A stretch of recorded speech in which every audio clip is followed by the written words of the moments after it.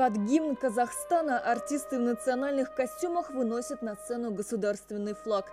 Церемония открытия Всемирных игр кочевников не уступает Олимпиаде в ее лучших проявлениях, демонстрирует уважение к традициям, приверженность духовным ценностям и подчеркивает многообразие культур. Все это отражает театрализованное представление. Здесь и богатая культура, история и традиции кочевых народов. Украшением праздника стало выступление государственного ансамбля песни и танца Татарстана.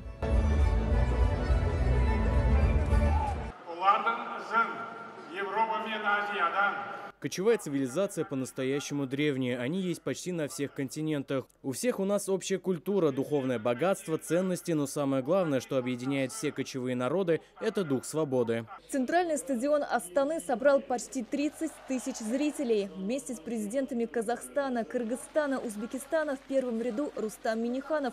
Его представляют как почетного гостя церемонии. Татарстан Республикасының раисы Рустам Минниханов. Особым вниманием Рустам Минниханов был окружен с самого прилета в Астану. На медиафасадах улиц города личное обращение к раису республики на казахском и татарском языках.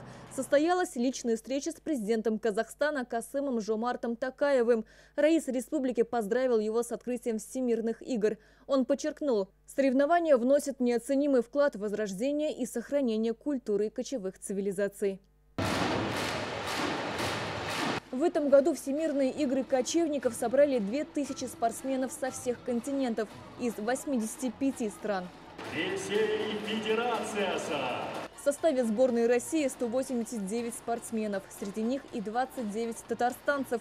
Они выступят в 6 дисциплинах. Теплые отношения с Россией Казахстан подчеркнул исполнением «Катюши».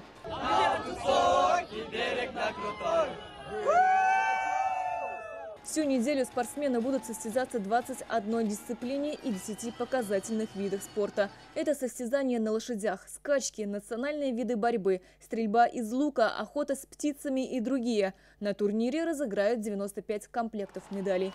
Ирина Васильева, ТНВ, Казахстан.